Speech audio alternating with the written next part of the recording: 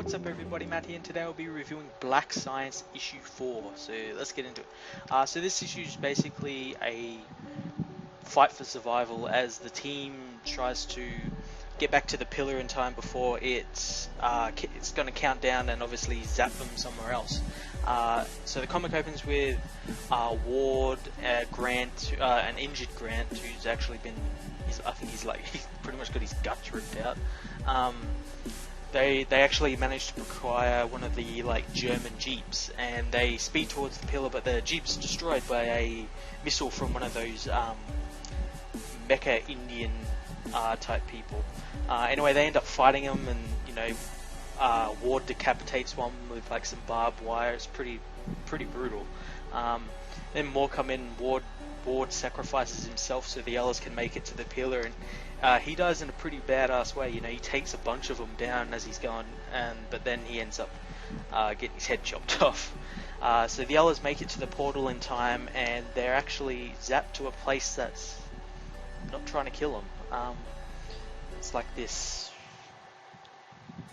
futuristic, it's an alien planet, but it's like they know what humans are, I guess, or humanoids are, because they have stuff like scotch, edible human food, stuff like that.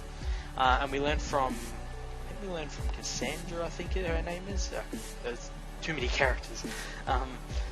But we find out that the pillar's absolutely fucked, and there's no way of repairing it, so they're stuck in this place for the foreseeable future. And yeah, that's basically where the comic ends. And just before the ending, we get this reveal. We get this sort of reveal of the planet, and it's like this sort of, I guess, a deserty type planet with think Las Vegas. That's pretty much what I can relate it to.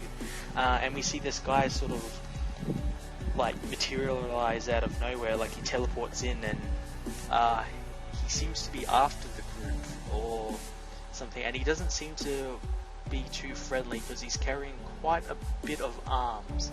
He's got all these massive guns and everything, and he's looking for them, and I think he might be related to him because he says they'll be together again soon. So we'll see where this picks up the next comic. I am completely enjoying this comic. I think Armin's the only one who's reading it along with me, or only because he has to fix up the audio and everything in this.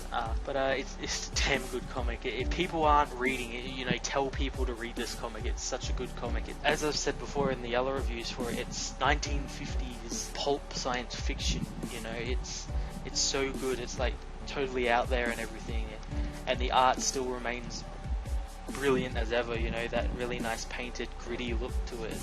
It adds to the atmosphere of the comic. Overall, I'm going to give this comic a 9 out of 10.